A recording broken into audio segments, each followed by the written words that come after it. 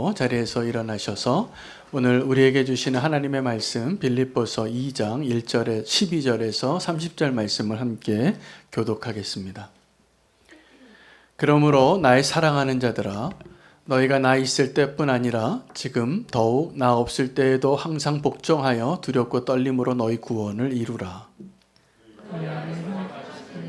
하나님이시니 자기의 기쁘신 뜻을 위하여 너희에게 소원을 두고 행하게 하시나니 모든 일을 원망과 시비가 없이 하라.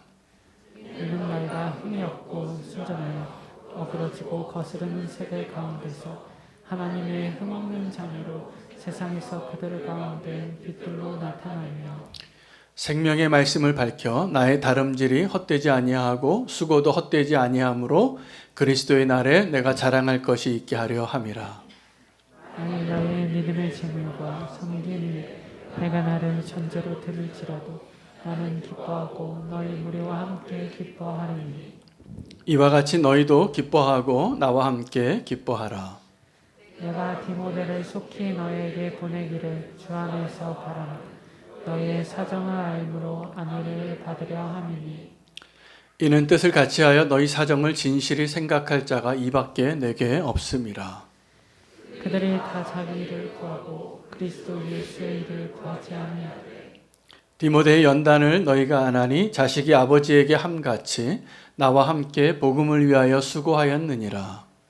그러므로 내가 내 일이 어떻게 될지를 보아서 곧 이 사람을 보내기를 바라고 나도 속히 가게 될 것을 주 안에서 확신하노라. 그러나 외박으로 디도를 너희에게 보내는 것이 필요한 줄로 생각하노니 그는 나의 형제요 함께 수고하고 함께 군사된 자요 너희 사자로 내가 쓸 것을 돕는 자라. 그가 너희 무리를 간절히 사모하고 자기가 병든 것을 너희가 들은 줄을 알고 심히 근심한지라. 그가 병들어 죽게 되었으나 하나님이 그를 긍휼히 여기셨고 뿐만 아니라 나를 위해서 내 근심에 근심을 면하게 하셨느니라. 그러므로 내가 더욱 급히 그를 보낸 것은 너희로 그를 다시 보고 기뻐하게 하며 내 근심도 덜게 함이니라. 이러므로 너희가 주 안에서 모든 기쁨으로 그를 영접하고 또 이와 같은 자들을 존귀히 여기라. 함께 읽겠습니다. 그가 그리스도의 일을 위하여 죽기에 이르러도 자기 목숨을 돌보지 아니한 것은 나를 섬기는 너희의 일에 부족함을 채우려 함이니라. 아멘. 하나님의 말씀입니다. 최근에 저는 한 개척교회 목사님과 만남을 갖고 그 목사님의 어려움을 좀 듣고 위로하라는 주님의 음성을 들었습니다. 그래서 함께 식사도 하고 그분의 어려움을 듣고 위로하는 가운데 내용을 이렇게 좀 들여다보니까 다른 게 아니라 개척교회를 하나님이 인도하셔서 교회를 개척했는데 그 개척교회를 돕겠다고 오신 성도님들이 너무 열심히 일을 하셨더라고요. 그래서 그 교회가 어려워졌습니다. 결국은 그분들이 그 교회를 떠나고 떠나갈 때에도 그냥 떠나신 게 아니라 그 얼마 되지 않는 성도님들을 또 데리고 떠나셨어요. 그러니까 이 목사님이 혼자 남으셔서 절망 가운데 나는 이제 목회를 끝내야 되는가. 그 절망한 마음에 공황장애도 오시고 심장에 막 가슴이 쥐어짜는 것과 같은 통증도 오고 잠을 못 이루고 밥을 못 드시고 그렇게 시름시름 앓고 계시더라고요.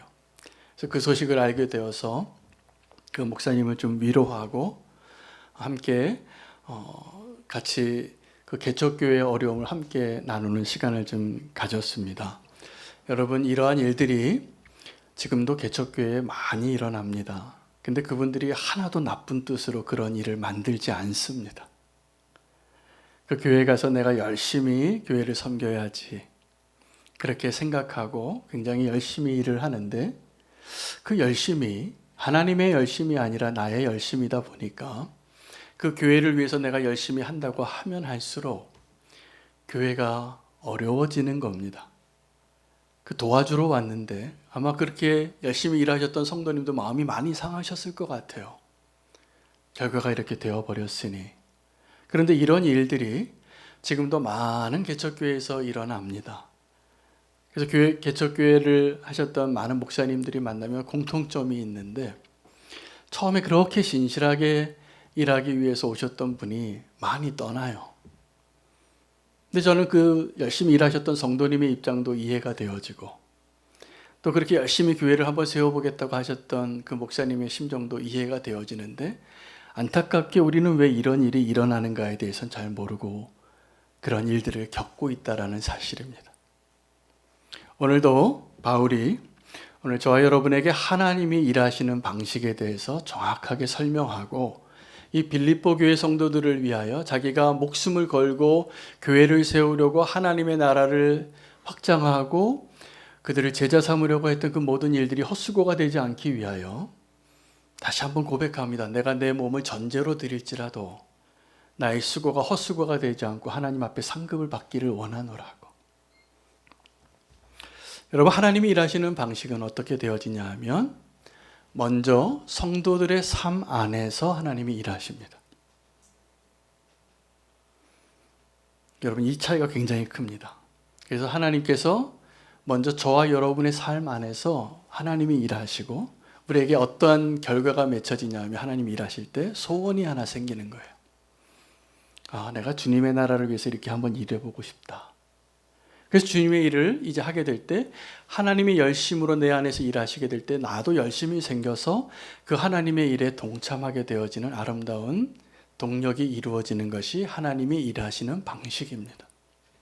그런데 여기에 하나님이 내 안에 일하시는 것을 내가 별로 원치 않기 때문에 많은 성도님들이 하나님이 내 안에서 일하는 것은 거부하고 외면하고 피하면서 주님을 위해서 열심히 일할 때 하나님이 하신 표현이 있어요. 예수님께서 요한복음 2장에 성전을 정화하실 때 예수님답지 않은 모습을 보여주십니다. 성전을 정화할 때 다 아시죠? 예수님이 어떠한 성경 본문엔 채찍을 휘두르셨다고, 그리고 또 어떤 성경 본문에서는 그 판을 엎으셨다고. 여러분, 집에서도 밥 먹다가 밥상 뒤집는 남편은 좀 보통 성깔이 아니세요. 자, 그런데 예수님이 밥상을 뒤집으신 거예요. 일어나서 내 도저히 못 참겠다고. 그럼 그때 하신 말씀이 주의 전을 향한 열심이 나를 삼키는도다 라고 말씀하셨습니다. 주의 전을 향한 열심이 나를 삼키는도다. 근데 이 요한복음 2장의 예수님의 고백은 시편 69편에서 시편 기자가 했던 고백이에요. 그 고백이 자기를 대적하고 자기를 죽이려고 하는 사람들이 너무 많은데, 그들의 마음을 보니까, 그들의 중심을 보니까 그들이 다 하나님 사랑한다고 나를 괴롭히더라는 거예요. 자기는 하나님의 일을 한다고 열심을 가지고 하는데 이 시편 기자를, 이 예수님을 그렇게 죽이려고 했어요. 그게 주의 전을 향한 열심이 나를 삼키는도다. 이런 일이 지금도 일어날까요? 안 일어날까요? 일어납니다. 여러분, 우리는 주님을 위해서 일하는 것을 원하면서도 알고 보면 주님을 위해서 일하는 것이 아니라 주의 전을 위해서 일을 해요. 주의 전이라는 게 어떤 거냐면 주님을 상징하는 거룩한 건물이에요. 성전이에요. 주님의 일이에요. 그리고 그 일에 굉장히 열심을 내는데, 그 일 열심을 내느라고 심지어는 하나님을 죽이고 하나님을 삼키는 일을 하는 거예요. 얼마든지 그럴 수 있어요. 여러분, 바울 사도가 그 사람이었습니다. 자기 열심으로, 자기 조상들보다 갑절의 열심으로 하나님을 사랑하느라 이 예수 믿는 사람들 다 죽여야지, 다 잡아서 감옥에 넣어야지, 그 열심으로 다 허락받고 체포 권한을 다 받고 잡으러 가는 길에 다메섹 도상에서 예수님을 만났어요. 그때 예수님이 이 사울이라는 청년에게 이렇게 말했습니다. 사울아, 왜 너 나를 이렇게 핍박하냐고. 그런데 네가 나를 아무리 핍박해도 사실은 네가 고생이라고. 네가 그 발 뒷발굽질하면서 가시채를 채는 게 얼마나 아프냐, 지금도 얼마나 수고가 많으냐. 여러분, 지금도 하나님을 사랑한다는 그 목적을 가지고 주의 전을 향한 열심으로 주님을 대적하고 교회를 허물어뜨리는 일들을 하는 사람들이 교회에 있을까요? 없을까요? 제가 언제 분쟁이 있는 교회에 현장을 봤는데 이 양측에 계신 분들이 전부 다 주님을 위해서 싸우더라고요. 근데 그 모습은 절대로 주님을 위한 모습이 아니에요. 사명을 가지고. 이런 일이 왜 일어날까요? 나의 열심으로 주의 일을 하기 때문이에요. 여러분, 우리가 하나님이 일하는 방식 오늘 바울이 소개해 주는데 이렇게 설명해 줍니다. 하나님께서 너희 안에서 역사하시고 너희 안에 소원을 두고 하나님의 일을 하게 하신다는 거예요. 이게 하나님이 일하시는 사람에게 일어나는 하나님이 일하시는 방식입니다. 그런데 하나님의 열심과 하나님이 일하시는 방식이 아니라 내 방식으로 일하는 사람들에게도 동일하게 하나님을 위한 열심으로 그 소원을 가지고 일하는 일을 행하고 있어요. 근데 그 하나가 빠진 거죠. 하나님이 내 안에서 일하는 것을 허락한 사람과 하나님이 내 안에서 일하는 것을 허락하지 않고 하나님의 일을 열심히 하겠다고 하는 사람의 차이가 겉으로 보기에는 구별이 안 되는 것 같아요. 제가 보니까 다 열심이세요. 다 교회 일을 열심히 하시고 주님을 다 사랑하는 분이시고 기도의 자리에 열심히 나오시고 헌금도 많이 하시고 헌신도 엄청 많이 하시는 분들이에요. 근데 큰 차이가 있어요. 하나님이 내 안에 일하시도록 나를 내어 드렸는가요? 제가 그 개척교회에서 어려움을 겪었던 그 목사님, 제가 어떻게 위로해 드렸다면, 목사님 나도 그거 다 겪었어요. 그렇게 겪었어요. 실제로. 제가 보니까 제 눈에도 어떤 분이 교회를 열심히 하시는데 이분이 하나님이 그 안에서 먼저 역사하셔서 일하시고 나서 그 소원을 주신 그 소원으로 주의를 하시는 분인지 아니면 자기 열심으로 그 일을 열심히 일하시는 분인지 저는 모르겠더라고요. 제 눈에는 안 보여요. 그 마음을 제가 중심 볼 수 없으니까. 그래서 오늘도 올해 새롭게 파송 오신 분들도 계시는데 제 부탁을 좀 잘 들어주시길 바랍니다. 너무 열심히 일하지 마세요. 제가 파송 오시는 교우들에게 매년 말씀드려요. 교회를 위해서 뭐 일하려고 하지 마시고 은혜를 좀 누리시라고. 이게 다른 표현이 아닙니다. 주님께서 여러분 안에서 먼저 일하시기를 허락해 주십시오. 그래서 내가 그 은혜가 넘쳐나면 그 다음에 그 소원이 생겨요. 그 하나님이 내 안에서 일하시고 난 다음에 내가 무슨 일을 좀 섬겨야 되겠다. 부족한 부분이 보이고 섬기고 희생하고 헌신하고 싶은 마음이 생기면 그때 해야 됩니다. 근데 우리는 어떤 데 아주 능숙한 사람들이냐면 저와 여러분들이 하나님이 내 안에서 일하는 것을 허락하지 않고도 얼마든지 주의 일을 열심히 함으로 그 사실을 감출 수 있는 자예요.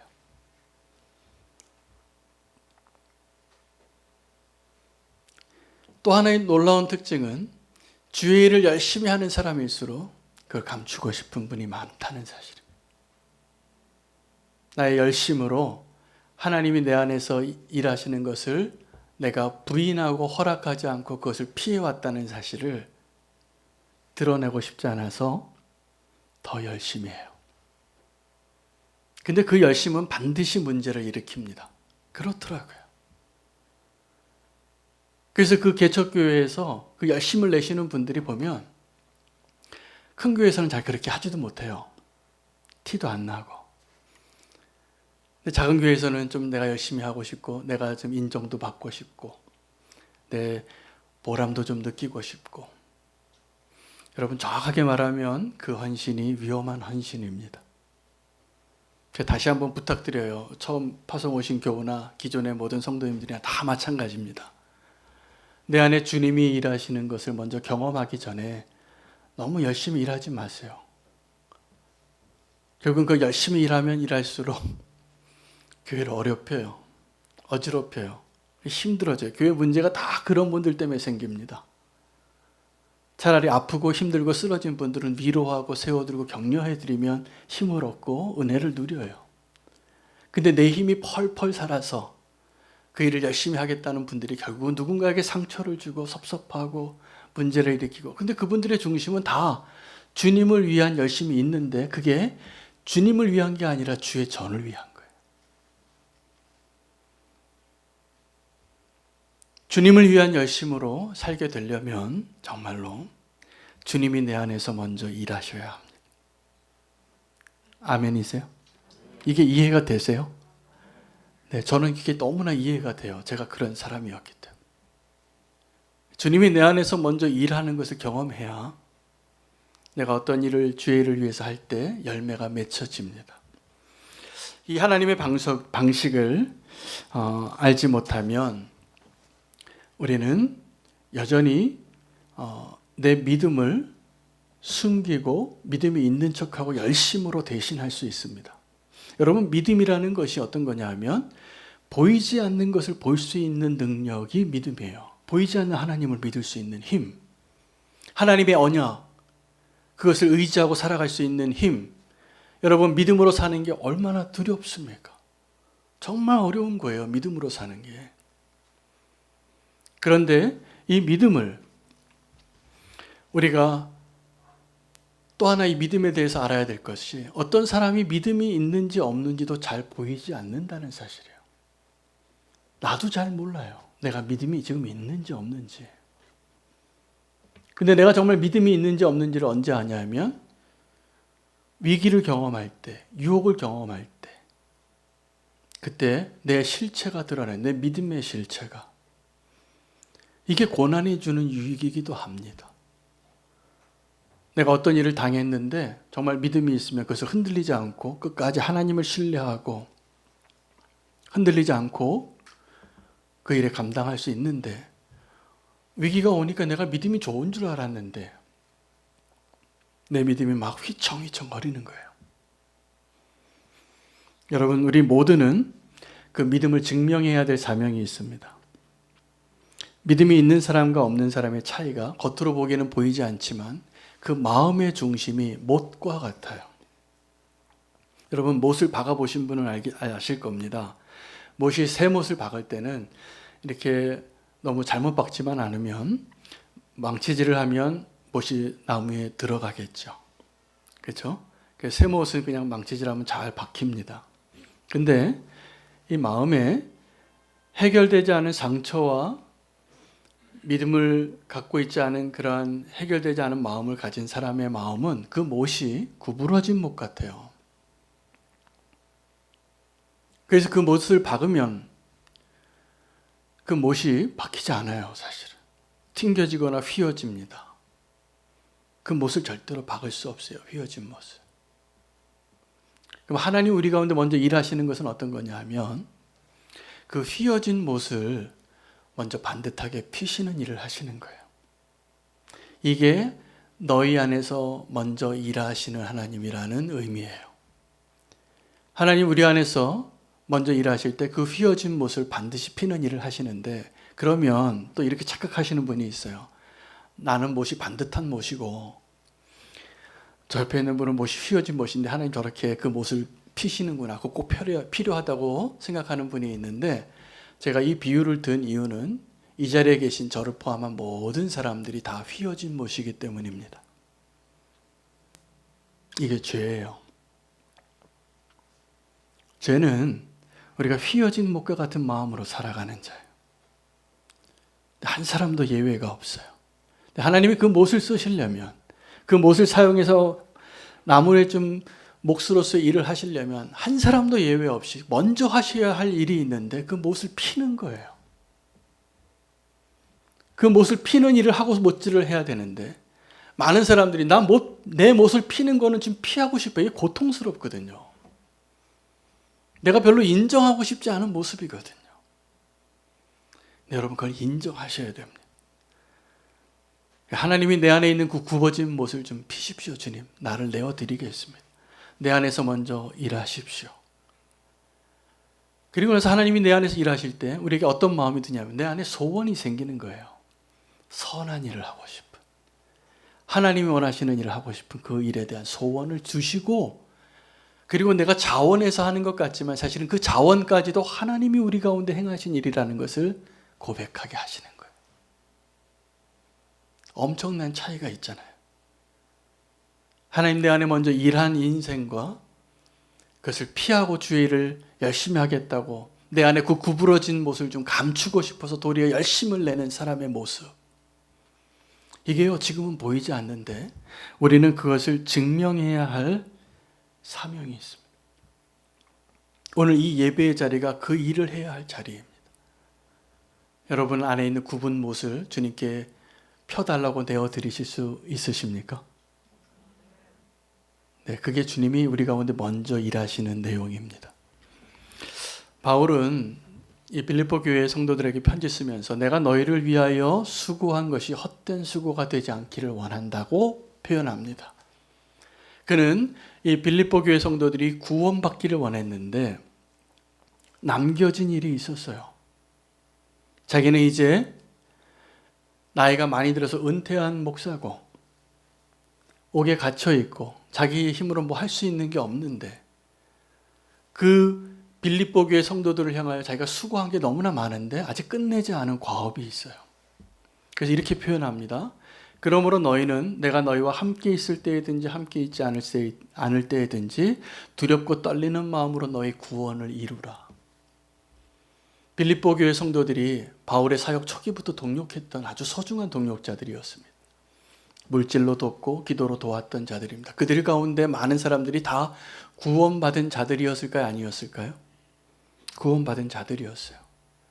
근데 바울은 그들을 향하여 뭐라고 얘기하냐면 너희의 구원을 두렵고 떨리는 마음으로 이루라. 오늘 저와 여러분에게 하는 말씀이시기도 합니다. 두렵고 떨리는 마음으로 그 구원을 이루시기를 축복합니다. 그것을 위해서 우리에게 그 남은 과업을 위하여 우리가 믿음으로 다시 온전히 서야 할 필요가 있습니다.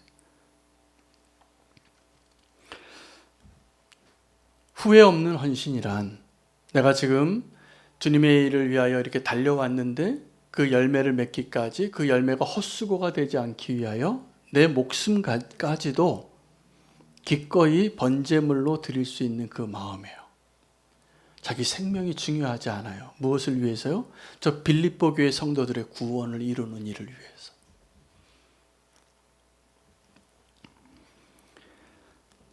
그 일에 아름다운 헌신을 하기 위하여 여러분 우리는 반드시 우리의 우선순위를 한번 점검해 볼 필요가 있습니다.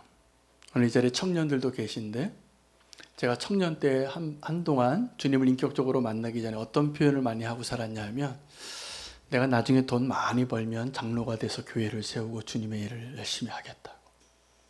그리고 그 말하는 순간에는 제가 교회를 다니면서도 다 내 멋대로 살았어요. 내가 더 중요한 일들이 너무 많았어요. 여기 청년들을 한번 잘 들으시기 바랍니다. 지금 바쁘죠? 사회에서 살기 적응하기도 힘들죠? 그런데 이 순서가 절대로 바뀌면 안 됩니다. 혹시라도 내가 지금은 사회에 나가서 열심히 적응하고 돈 벌고 내 자리를 먼저 잡는 것에 먼저 우선순위를 두고 나중에 주의 일을 열심히 해야지. 그런 생각을 가지고 있다면 속지 마시기 바랍니다. 그렇게는 절대로 그 일이 이루어지지 않습니다. 지금 힘들고 시간 없고 분주하고 바쁠지라도 지금 내가 주님을 위해서 헌신할 수 있는 그 헌신의 모습이 반드시 필요합니다. 그것이 만약에 나에게 있어서 내 신앙에 있어서 정말 중요한 것이라면. 할렐루야. 저는 우리는 교회 청년들을 너무 사랑하고 신뢰하는데 분명히 그렇게 하리라 믿습니다. 그 우선순위가 바뀌지 않으면 이건 다 거짓말이에요.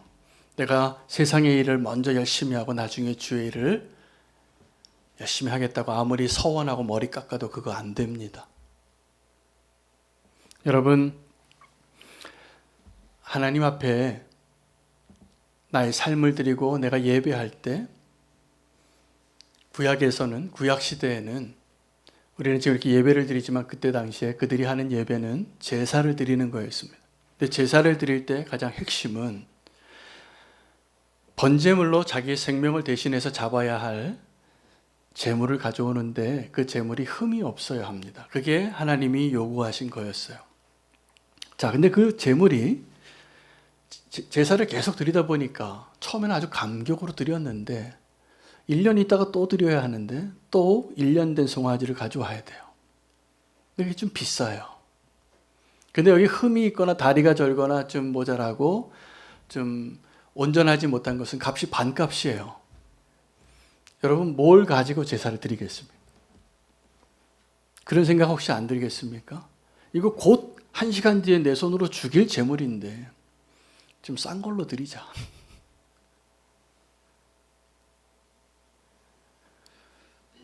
말라기서에서 주님이 정확하게 그 얘기를 하십니다. 너희의 예배가 지금 진짜냐고. 너희가 지금 섬기는 왕에게 그거 한번 갖다 드려보라고. 그거 받겠냐고. 여러분 마트에 가면 똑같은 농장에서 나온 사과인데 어떤 사과는 상품이 흠이 없어서 박스에 넣어서 포장 잘해서 비싸게 백화점 가는 상품이 있고 어떤 사과는 흠이 있어가지고 나중에 유통기한이 지났을 때 떨이로 반값에 주는 사과가 있어요. 하나님께 뭘 드려야 합니까? 근데 그들이 흠이 있는 제물을 갖다 드리면서 이거 너무 번잡하네. 이거 너무 아깝네. 이런 마음이 든 거예요. 근데 사람들은 몰라요. 하나님만 아시죠. 내 마음에 최고의 것을 하나님께 지금 드리고 있는지. 제가 선교사 훈련 받으면서 지금까지 거의 성경책 다음으로 자주 보고 있는 또 소중한 책을 때가 되면 펼쳐보는 책이 있는데 오스왈드 챔버스의 주님은 나의 최고봉이라는 책입니다. 이 목사님 굉장히 영성이 깊으셔서 선교사님들에게 1년 365일을 묵상하는 좋은 컬럼을 쓰셔서 지금 그 책은 정말 베스트셀러가 돼서 모든 성도님들에게 영적인 유익을 주는 깊이 있는 영성 도서입니다. 집에 한 권씩은 다 있으실 거라고 제가 믿어요. 그 주님은 최고봉이라는 한국어로 번역되어진 그 책의 원래 영어 제목이 이렇습니다. My utmost for His highest. 가장 지극히 높으신 분에게 나의 최고의 것을 드리고 싶습니다. 여러분 이 마음이 없다면 우리는 하나님께 문을 열어주지 않은 자예요. 하나님 내 안에서 일하시도록 나를 내어드리지 않고 내가 계산하고 판단해서 모양을 내고 흉내내는 것은 탁월해요. 그리고 그 말라기에 하나님께서 누가 좀 저 성전 문 좀 닫았으면 좋겠다고. 그렇게 하나님이 하소연하는 그 사람들이 되어지는 것이 순식간이에요. 여러분 지금도 우리는 이거 너무 번잡스럽습니다. 이거 너무 아깝습니다. 이런 마음을 갖고 계시는 분들은 주님의 일을 하면서도 아마 기쁨이 별로 없을 거예요. 여러분 지금 내가 주님의 일을 하는데 그 기쁨이 있습니까? 바울은 그들의 헌신을 확인하기 원했어요. 너희가 하나님을 향한 그 헌신을 한번 확인해 봐라. 내게 증명해 봐라. 그것이 어떤 얘기냐 하면 기쁨이 있냐는 거예요. 여러분 우리가 주님께 헌신하고 봉사하면서 왜 기쁨이 없을까요?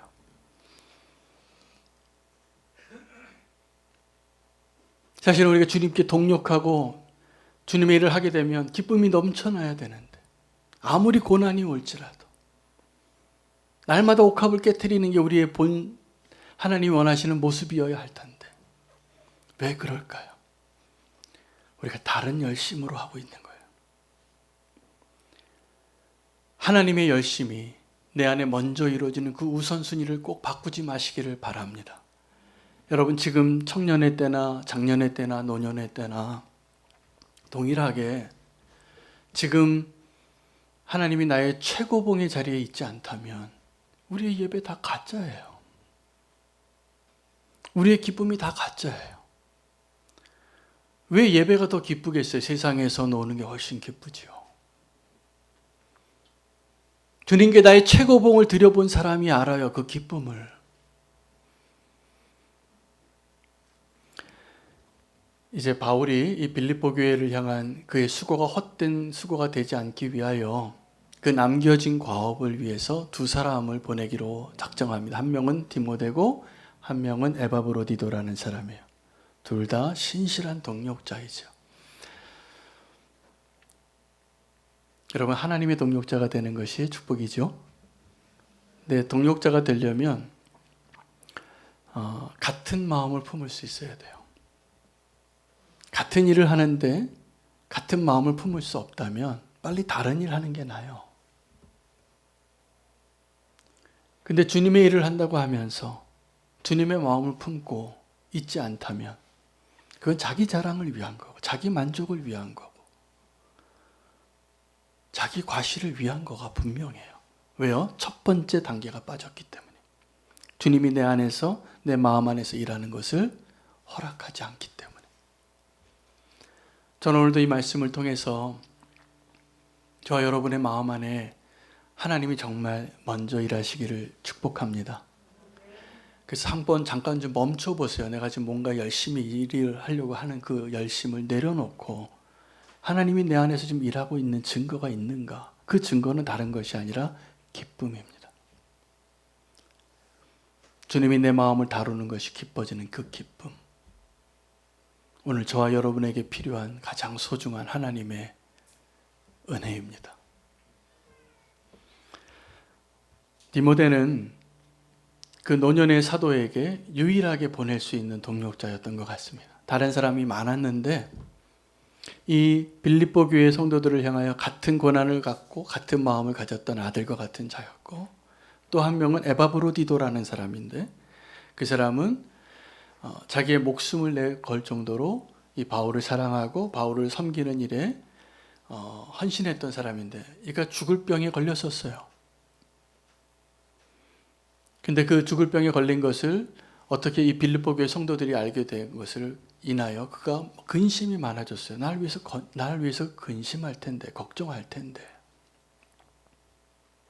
하나님 은혜를 주셔서 그에게 긍휼을 베풀어 주신 것뿐만이 아니라 나에게 긍휼을 베풀어 주신 것이라고 믿고 그가 나음을 받았는데 여전히 연약했어요.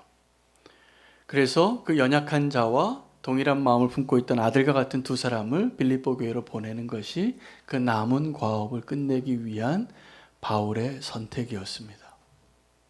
여러분, 지금도 우리가 하나님의 은혜로 살지만 하나님이 우리에게 남겨주신 과업이 있습니다. 두 가지 과업이 있는데 하나는 우리의 구원을 이루기 위해 남겨놓은 과업이 있고 하나님의 나라를 이 땅 가운데 세우기 위하여 남겨놓은 그 과업이 있습니다. 세계 선교를 완성하는 겁니다. 이 땅에 하나님의 나라를 성취하는 것. 이 두 가지를 이루기 위하여 예수님께서 부탁하신 하나님의 방법은 제자를 삼는 거예요.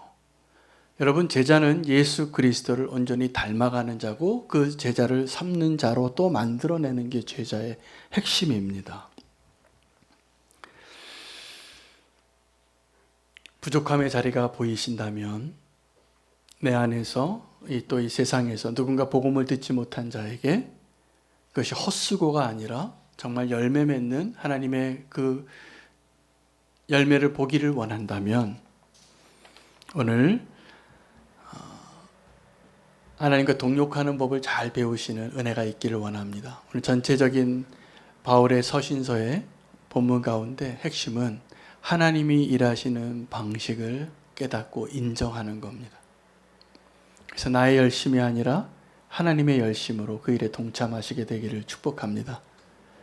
그리고 우리가 다 은혜로 구원받고 하나님의 능력으로 세계복음화가 이루어질지라도 그 일을 이루기 위하여 누구를 부르셨냐 하면 저와 여러분을 부르셨습니다. 여러분, 우리의 사명은 내가 하고 싶은 어떠한 그 일이 아니라 하나님이 우리를 이끌어 주시는 자리에서 발견되어지는 것입니다. 그래서 올해 한 해 하나님 주신 말씀, 그리스도의 사랑이 이끄시는 곳으로 나아가게 되면 우리가 겸손해질 것이 분명하고 우리의 사명을 발견하게 될 것이 분명할 것입니다. 여러분, 주님이 저 여러분의 삶 가운데 먼저 일하시도록 내어드리면 이거 하나를 누리게 될 겁니다. 내게 부족함이 없으리로다. 그리고 그것이 기쁨이 될 것이라 믿습니다. 우리 함께 결단하며